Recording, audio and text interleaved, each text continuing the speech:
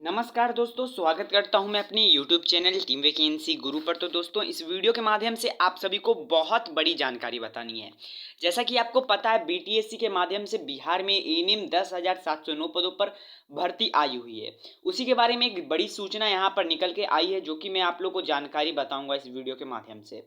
भर्ती में कुछ नए रूल्स और रेगुलेशन जो कि यहाँ पर हैं, जिसे कि आप लोग को अभी ही जान लेना चाहिए, क्योंकि यह रेगुलेशंस आपको हो सकता है काउंसलिंग के समय बताए जाए या फिर कुछ दिन बाद बताई जाएगी। तो इसी कारण से मैं पहले ही आप सभी को ये कुछ जानकारियां हैं उसे जान लेनी चाहिए आप सभी को। कुछ यहाँ पर न्यू रूल्स है और कुछ आप लोग को पहले के विज्ञापन में ही दिया गया था।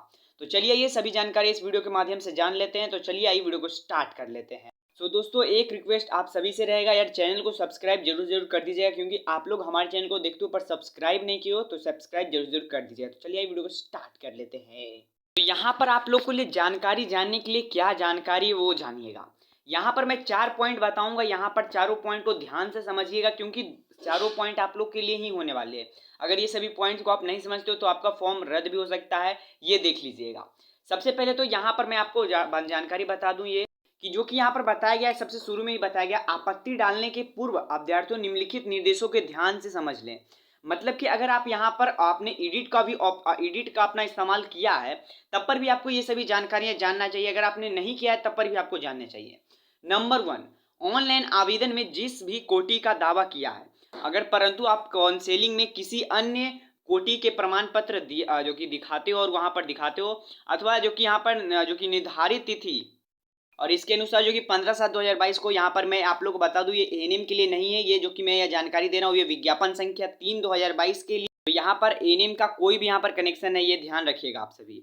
तो यहाँ पर जानकारी दिया गया है कि अगर मान के चलिए कोई स्टूडेंट्स है, वो यहाँ पर दावा करते हैं कि हम बीसी में आते हैं, तो बीसी में आते हैं तो वो अगर क्रीमी लेयर रहित प्रमाण पत्र यहाँ पर नहीं दिखा पाते हैं, तो उन सभी को कैंडिडेट्स को सामान्य कोटि में रख दिया जाएगा। एक बड़ी जानकारी बता रहा हूँ, उन सभी को जनरल में डाल दिया जाएगा।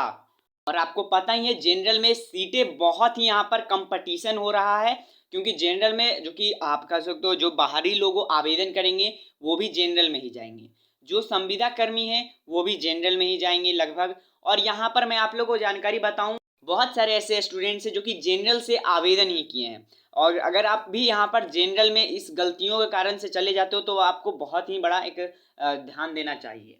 फिर दूसरा कि वैसे महिला अभ्यर्थी जिनका के द्वारा आरक्षित कोटि में दावा किया गया, परंतु जाति अथवा क्रीमी लेयर रहित प्रमाण पत्र पति के नाम पर निर्गत है, वैसे अभ्यर्थियों को सामान्य कोटि में रखा दिया जाएगा।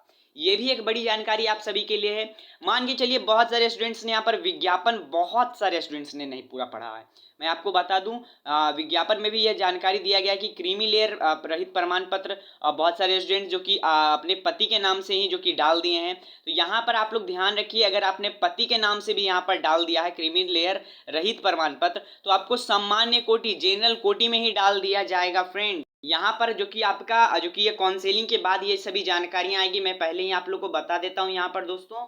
तो वे जैसे भी जो कि अभ्यर्थी जो वैसे महिलाएं जो कि अभ्यर्थी जो कि आरक्षण कोटि के दावा किए थे, मान के चलिए यहाँ पर बीसी में उन्होंने किया था और बीसी में उन्हें क्रीमी लेयर प्रमाण पत्र चाहिए था, तो उन्होंने क्रीमी लेयर जो कि प्रमाण पत्र भी दिया, लेकिन वो क्या किए कि वो अपने पति के नाम से वो बनवा के और उसे जल्दी से जल्दी जमा करवा दिए। तो यहाँ पर आप लोग के लिए यही सूचना है कि जो कि अगर आपने पति के नाम पे डलवा दिया है तो वैसे अभ्यर्थियों को भी सामान्य कोटि में रख दिया जाएगा। फिर फ्रेंड्स यहाँ पर बात आता है, यहाँ पर तीसरा नंबर पर, वैसे अभ्यर्थी जिनकी योग्यताएं विज्ञापन के अनुरूप पाया जाता है तो उन्हें डिसक्वालीफाई कर दिया जाएगा। इनका सीधा सीधी यहाँ पर फॉर्म रद्द कर दिया जाएगा, इन्हें एकदम मौका नहीं दिया जाएगा, इन्हें कोई भी या फिर सामान्य कोटि या फिर कुछ भी नहीं। अगर आपका यहाँ पर योग्यताएं मैच नहीं खाती है तो आपको सीधा सीधी डिसक्वालीफाई कर दिया जाएगा। मान के चलिए यहाँ पर जो भी पत्र मांगे गए हैं, मतलब कि यहाँ पर बीएनआरसी से सर्टिफिकेट, वो सभी चीज़ें अगर आपने जमा नहीं कराया है तो यहाँ पर हो सकता है आपको यहाँ पर डिसक्वालीफाई कर दिया जाए। फिर लास्ट यहाँ पर पॉइंट है, वैसे अभ्यर्थी जो संविदा के आधार पर खाद्य जो कि यहाँ पर यह भर्ती जो कि मैंने बताया कि यह जो कि काउंसलिंग के बाद यहाँ पर जारी किया गया है, यह जो कि दूसरी भर्ती पर है, लेकिन ये एएनएम के लिए भी जो कि रहनी चाहिए, क्योंकि यहाँ पर ये भी भर्ती बीटीएससी से ही कंडक्ट करवाई गई है और सारी लगभग वही है। तो यहाँ पर आप लोग को ये भी जानकारी जान लेनी चाहिए। यहाँ पर ध्यान रखिएगा, जो वैसे अभ्यर्थी जो कि संविदा के आधार पर खाद्य विशेषज्ञ बताया गया, तो यहाँ पर आप लोग समझ लीजिए एएनएम आधार पर एएनएम के पद पर कार्यरत नहीं हो पाए हैं। लेकिन मतलब कि यहाँ पर एक यही जानकारी दिया गया कि यहाँ पर फेक कोई भी एक्सपीरियंस कागज़ नहीं चलेगा। यहाँ पर ओरिजिनल आप सभी को एक्सपीरियंस कागज़ देना पड़ेगा।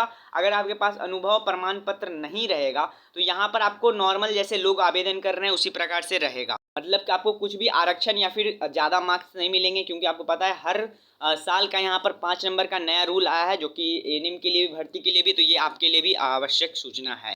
यहाँ पर दो और जानकारियाँ जिसे कि भी आप लोग को जान लेनी चाहिए। सबसे पहला तो यहाँ पर उपयुक्त कारणों से कार्य अनुभव व अंक के नहीं देने या फिर कोटि या फिर परिवर्तन होने के कारण से अथवा उम्र सीमा निर्धारित तिथि से अधिक होने के आवेदन में नियमानुसार विचार किया जाएगा। ये ध्यान रखिए। मतलब यहाँ पर अगर आपका उम्र सीमा अधिक हो जाता है निर्धारित तिथि के अनुसार से, या फिर आपका जो कि आपका एक्सपीरियंस और या फिर आपका कोटि के कारण से कुछ भी होता है, तो यहाँ पर आप पर विचार किया जाएगा, आपको सीधा सीधी रद्द नहीं किया जाएगा। और लास्ट में आप सभी के लिए कि प्राप्त आपत्ति के पश्चात सभी अभ्यर्थियों को अंकों की पूर्ण जांच की जाएगी एवं जांच उसके बाद हो जाएगा तो यहाँ पर मेधा सूची प्रकाशित की जाएगी। यहाँ पर मैं आप लोगों को बता दूं, इन्हें एडिट करने का भी ऑप्शन दिया जाएगा, एएनएम के लिए भी एडिट करने का ऑप्शन दिया जाएगा। मैंने जैसा कि बताया था सुबह के ही वीडियो में, जहाँ कि मैं बताया था कि आप लोग के लिए भी एडिट करने का ऑप्शन आएगा, हालांकि अभी नहीं आया है लेकिन आएगा। तो वहाँ पर भी ये भी जानकारी ध्यान रखिएगा कि यहाँ पर मेगा सूची के लिए भी आपको सभी जानकारियाँ, आपके सभी दस्तावेजों को चेक करके ही डाला जाएगा। तो यही चीज़ बात ध्यान रखिएगा। मिलते हैं कोई शुरू में, तब तक के लिए गुड बाय, जय हिंद, जय Bharat, Vande Mataram. Thank you for video, धन्यवाद।